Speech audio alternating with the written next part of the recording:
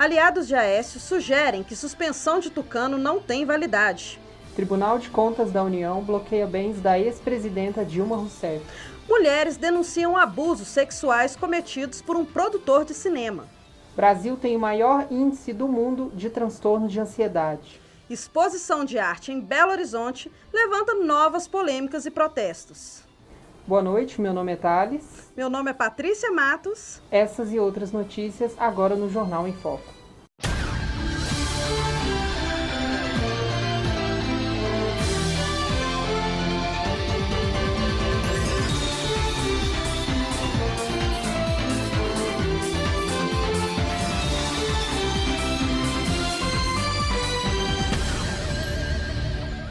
Uma operação da Polícia Civil fechou 100 lojas que funcionavam como casas de jogos de azar em Belo Horizonte e região metropolitana.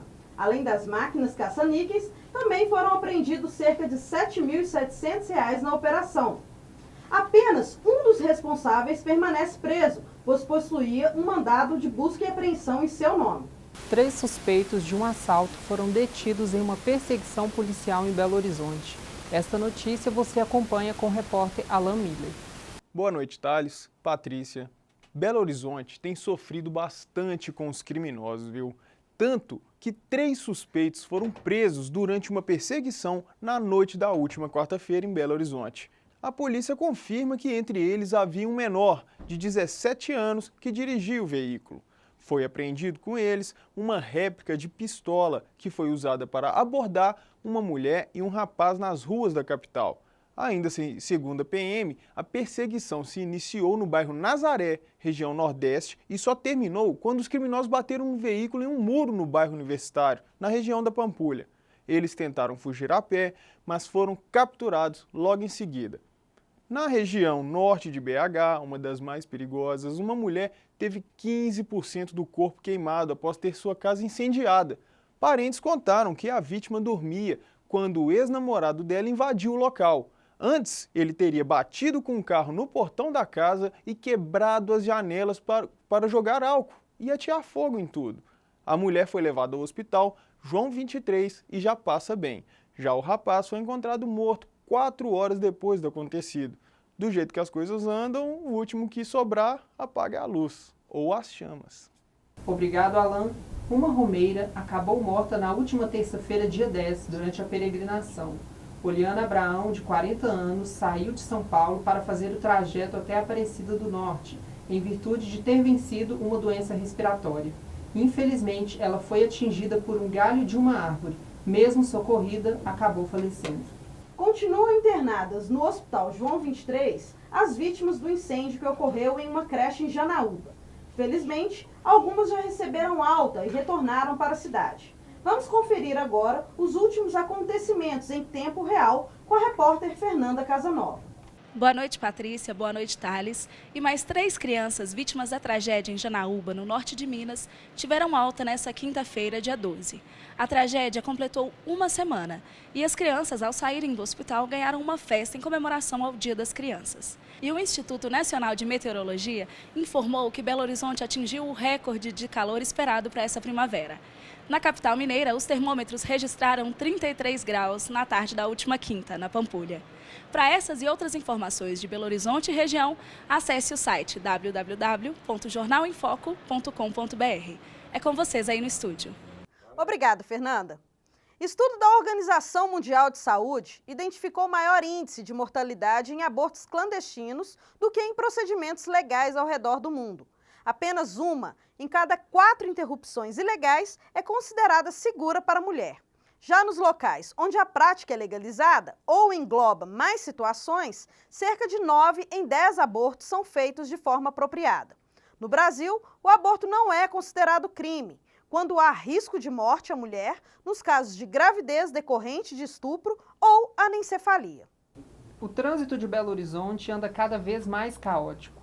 Por isso, a Prefeitura da cidade aposta em novas estratégias com o objetivo de tentar reverter esse caos. Vamos saber como anda a situação do trânsito com Alberto Carvalho. Realmente o trânsito está caótico em Belo Horizonte, mas algumas medidas estão sendo feitas. Boa noite, Thales, boa noite, Patrícia. A Prefeitura de Belo Horizonte libera por definitivo a circulação de táxis na pista do MOVE na Avenida Cristiano Machado. Para a utilização da pista, os taxistas terão que trafegar na direita, manter os faróis acesos, o eletrovisor ligado e somente poderão circular na via com passageiros a bordo. Também foi liberado a circulação de motos, caminhões, carros aos finais de semana. É uma boa aí nas vias preferenciais. A circulação é permitida aos sábados a partir das 14 horas e durante todo o dia nos domingos e feriados. Todas as pistas especiais poderão ser usadas, exceto as faixas exclusivas da Avenida Vilarinho e do Viaduto Leste. E com o retorno aí do feriadão prolongado, uma atenção aí redobrada ao longo da Avenida Cristiano Machado e Antônio Carlos, que estão com fluxo de veículos intenso no sentido centro. Já em torno da rodoviária de Belo Horizonte, o trânsito está complicado pelo volume de ônibus que estão chegando na cidade. Na BR-381 aí, Vitória-Belo Horizonte, o congestionamento no sentido aí BH já chega a mais de 15 quilômetros. Então, muita paciência e atenção aos motoristas que circulam nas BRs e avenidas de Belo Horizonte. O trânsito está complicado aí, Thales, Patrícia, nesse feriado prolongado. O pessoal aí que está em casa tem que ficar, não precisa ficar preocupado, que a galera vai chegar, beleza? Um abraço, é isso aí. A partir desta quarta-feira, o gás de cozinha ficará em média 12,9% mais caro nas refinarias. Para o consumidor final, a Petrobras estima que o botijão seja reajustado em torno de 5,1%, ou cerca de R$ 3,09 cada. Isso para recipientes com capacidade para 13 quilos. Nesse ano, esse é o 6º reajuste, sendo 5 para mais e 1 para menos. Esta é a 4ª alta consecutiva. Oferta e demanda por petróleo se igualam e impostos pagos por brasileiros crescem. Confira agora as últimas notícias sobre a economia mundial com Samara Tiburcio. Boa noite, Patrícia, Thales. Vamos começar falando do petróleo, já que a oferta e demanda globais por petróleo deverão ficar em equilíbrio na maior parte do próximo ano. Em um relatório mensal sobre o mercado de petróleo, a Agência Internacional de Consumo diz que continua a ver a demanda global crescer em 1,6 milhões de barris por dia em 2017, com uma redução no ritmo para 1,4 milhões de barris em 2018.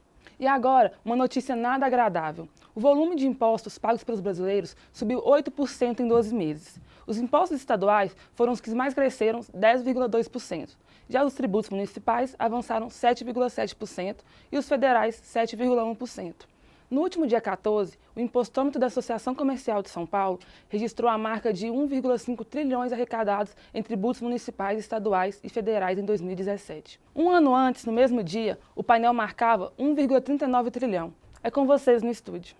Obrigado, Samara. O governo liberou o saque do PIS/PASEP para herdeiros de cotistas falecidos. Os beneficiários podem sacar o benefício em qualquer data, sem necessidade de seguir o calendário para idosos, antecipado pelo governo. Vale lembrar, Thales, que para isso é preciso apresentar certidão de óbito ou declaração de beneficiários habilitados à pensão.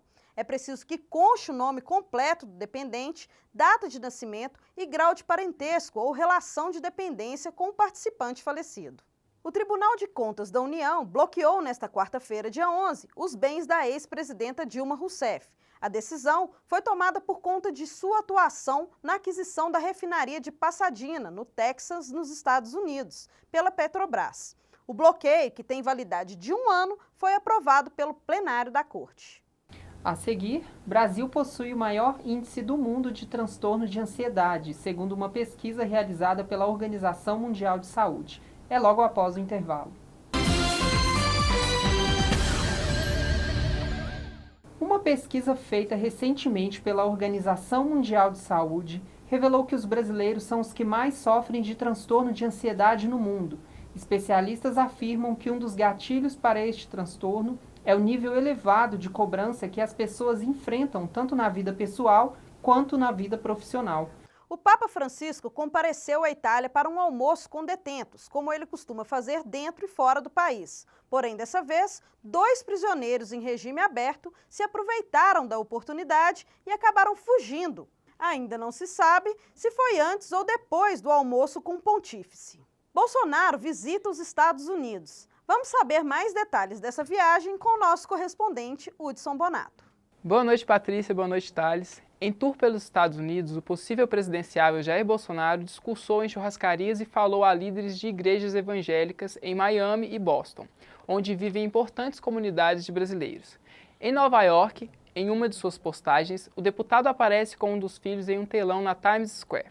O único evento público oficial na agenda do parlamentar, que deveria acontecer no último dia 13 na George Washington University, foi cancelado um dia antes, no fim da tarde. O organizador da palestra, Mark Langevin, disse em nota que, abre aspas, Bolsonaro mostrou que não está pronto para um debate democrático aberto ao público, e a um público misturado, formado por mais simpatizantes, mas também críticos e curiosos.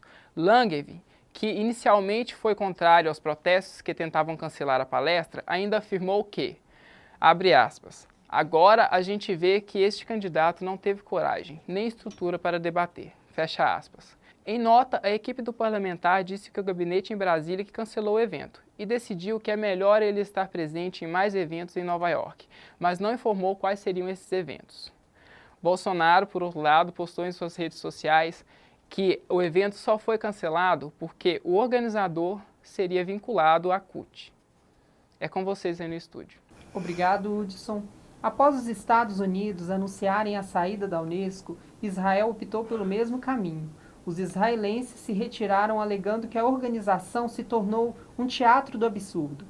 Os desentendimentos de Israel com a entidade vêm desde 2011. Após o anúncio, a Unesco, por meio de nota, lamentou a saída dos israelenses. A revista The New Yorker informou que 13 mulheres alegaram que o produtor de cinema Harvey Weinstein as assediou sexualmente, incluindo 3 que alegaram ter sido estupradas. Uma porta-voz de Weinstein negou as acusações. O jornal The New York Times publicou uma reportagem na semana passada na qual relatava que o produtor havia assediado sexualmente diversas mulheres, incluindo a atriz Ashley Judd, durante os últimos 30 anos. Começou no último domingo, Patrícia, o horário de verão brasileiro. A mudança gerou polêmica sobre a eficiência da economia de energia. O governo federal optou por manter o horário em 10 estados e no Distrito Federal. Um satélite da NASA revelou os picos sazonais de emissões de CO2 na Terra. Um grupo de pesquisadores identificou os períodos mais intensos de emissões de dióxido de carbono.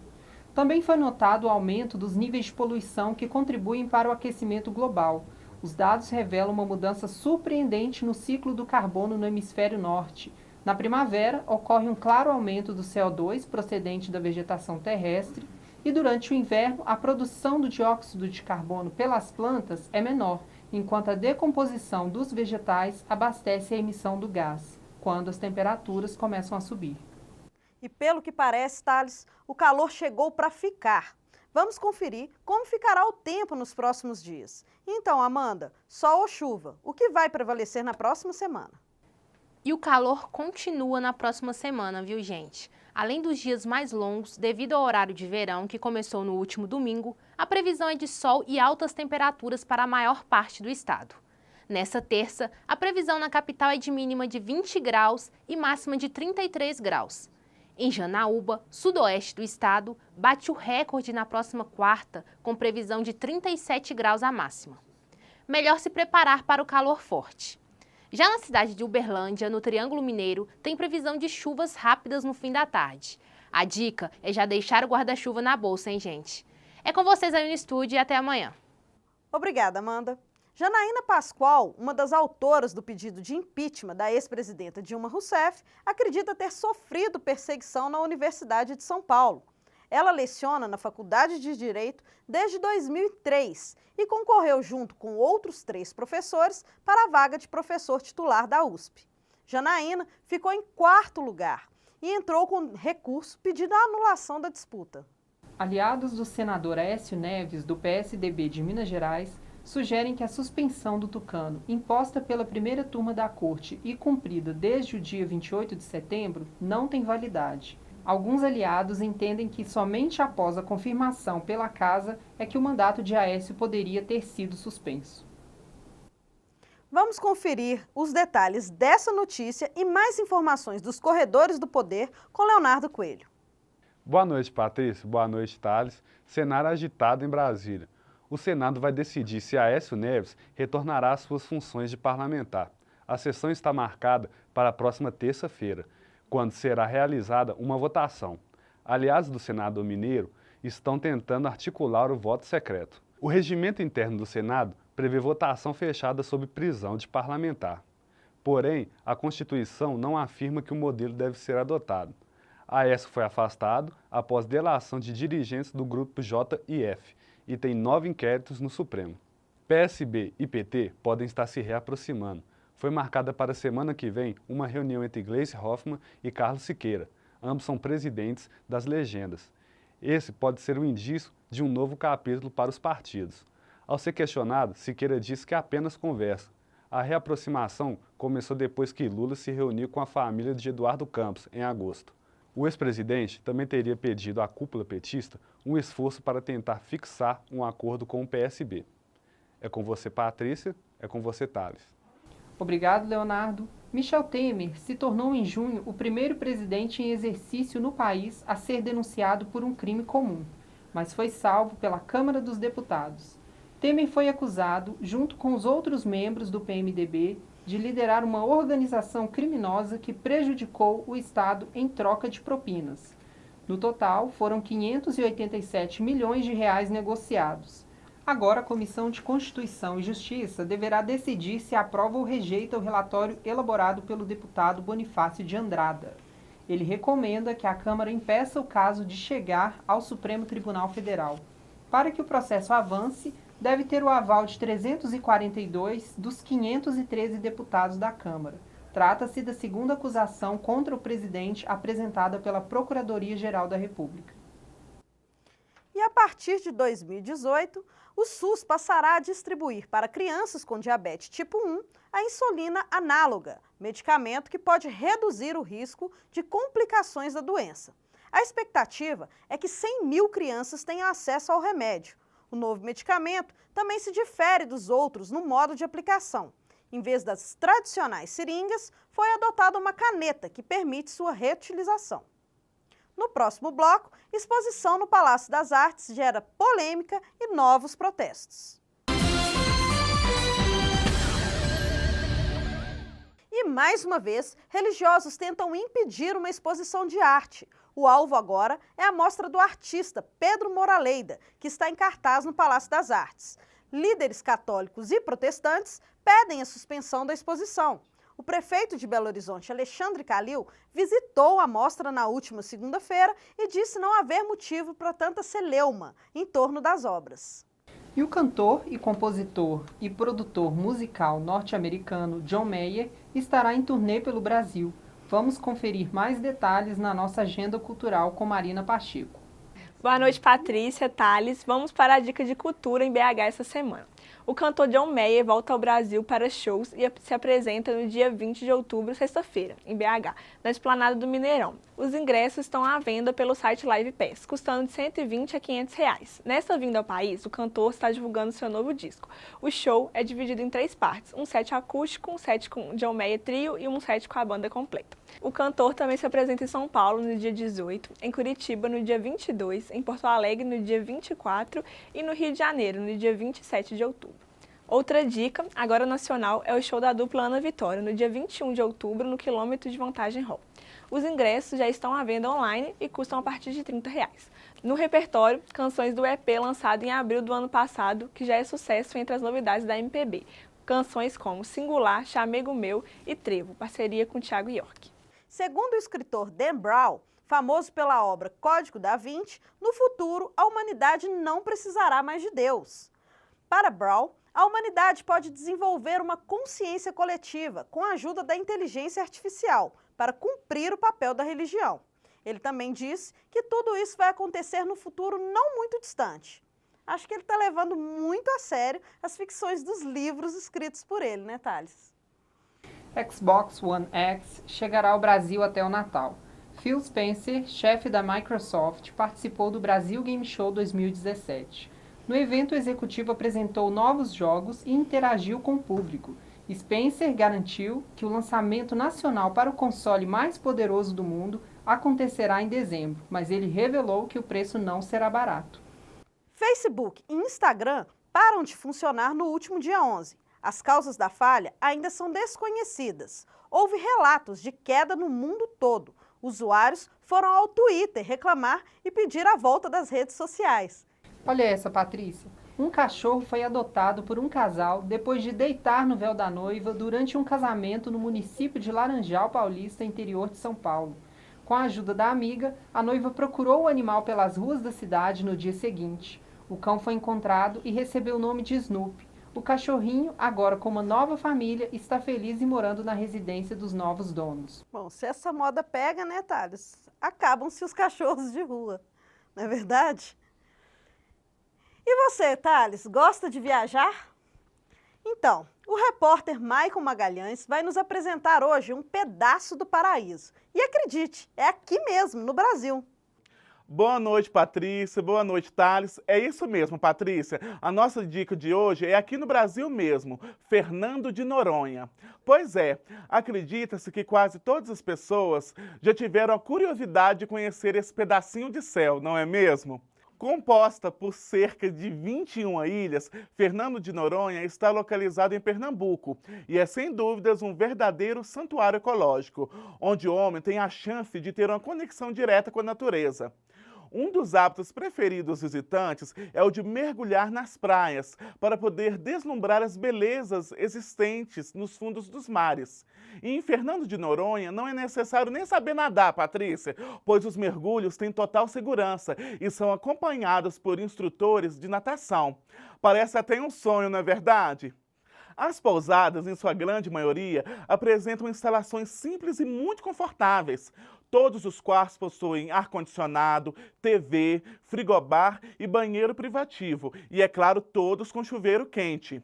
Na hora da alimentação, Fernando de Noronha também não deixa a desejar e oferece uma gama de restaurantes com atendimento impecável, sem falar em cardápios variados que vão satisfazer desde os paladares mais sofisticados ao mais simples. Entre no nosso site, nós separamos pacotes imperdíveis para você e toda a sua família. Lá vocês encontram pacotes promocionais para todos os telespectadores do Jornal em Foco. Eu vou correndo adquirir meu pacote, Patrícia. E vocês, vão ficar parados? É com vocês aí no estúdio. Esportes radicais e boa comida serão os assuntos do próximo bloco. Não saia daí. Chefes renomados participam de festival gastronômico em Minas Gerais. Vinícius Veiga traz agora o que há de melhor na gastronomia. É com você, Vinícius. No interior de Minas Gerais, Pouso Alegre recebe mais uma edição do Festival Cultural de Gastronomia do Sul de Minas Gerais. O festival começou no dia 8 de outubro e vai até o dia 22. Como principal atração, o festival conta com apresentações culturais, aulas de gastronomia e tendas com muita comida mineira. Tudo sendo ministrado por chefes conceituados na gastronomia brasileira, como Michele Silva, Lud Fonseca e Fábio Chagas. É com vocês aí do estúdio. E o Grêmio lançou uma camisa em homenagem à campanha Outubro Rosa. Tamanha foi a reação positiva que o clube cogita produzir um lote com peças masculinas. O uniforme engajado foi adotado pelo Tricolor ainda em 2016 e, pelo sucesso, virou o item fixo no hall dos produtos oficiais. A CONMEBOL anuncia nesta segunda-feira que vai utilizar árbitro de vídeo nas semifinais e finais da Copa Libertadores deste ano e nos 2 jogos da decisão da Copa Sul-Americana. A iniciativa é um passo para que o recurso tecnológico se torne mais frequente e os erros sejam amenizados nas partidas de futebol. Agora, Patrícia, vamos falar de um esporte que, sinceramente, eu não sei se eu teria coragem de praticar. E quem vai contar pra gente é a Neste Castro. Então, Nesh, que esporte é esse, afinal, que gera todo esse frio na barriga? Boa noite. Boa noite, Thales. Boa noite, Patrícia. Hoje vamos falar de esporte radical. Muitos minutos de preparação, alguns segundos caindo, outros quicando no ar. É um momento para se lembrar para o resto da vida. Esse é o bungee jump, um esporte que a maioria, ou parte dela, deseja praticar. Mas não é fácil encontrar campos onde o salto esteja liberado. E quando está, não é fácil achar pessoas sérias, com equipamento 100%, para que a prática possa ser a mais segura possível. Ainda existem muitas dúvidas quanto ao esporte, então vamos tirar algumas delas. É muito difícil de ter algum lugar específico para saltar que não seja em feiras e exposições. E acontece da seguinte maneira: os operadores armam a torre de suporte, levam o guindaste e disponibilizam toda uma equipe devidamente treinada com todos os equipamentos de segurança. É bom deixar claro que, por lei, é proibido saltar de pontes e afins, salvo em caso de autorização de um juiz. O salto em pontes oferece muitos riscos aos praticantes, principalmente porque a equipe que oferece o serviço de salto provavelmente não esteja autorizada para lhe dar esse tipo de serviço. Normalmente, os saltos são feitos de 40 metros de altura, onde 9 metros são de queda livre, em que a corda estica por mais 17 metros, até que ocorra o efeito elástico e volte com você para cima, para baixo, até decidirem te tirar de lá. Esse efeito de vai e vem não causa qualquer problema ao corpo humano. No momento do salto, é só viver as emoções do esporte, curtir a queda ou simplesmente ficar com aquele friozinho na barriga. Vocês têm coragem, Patrícia e Thales? Eu acho que eu encaro. É com vocês no estúdio. Obrigada, Nesh. O custo para o PSG, com Neymar e companhia, jogar no fim de dezembro no Brasil pode chegar a R$1,5 milhão. O governo cearense demonstra otimismo e acredita que o jogo possa sair do papel. Isso seria a cereja do bolo de uma semana de intercâmbio entre Ceará e França, fruto do recém-anunciado hub da companhia aérea Air France, na capital do Ceará, que terá voos diretos de Fortaleza para Paris e Amsterdã. Bom, Thales, o único empecilho é que o time onde joga o craque Neymar é financiado pelo concorrente. Será que isso não será um problema? Por enquanto, ficamos por aqui. Agradecemos e desejamos uma boa noite a todos. Boa noite e obrigada.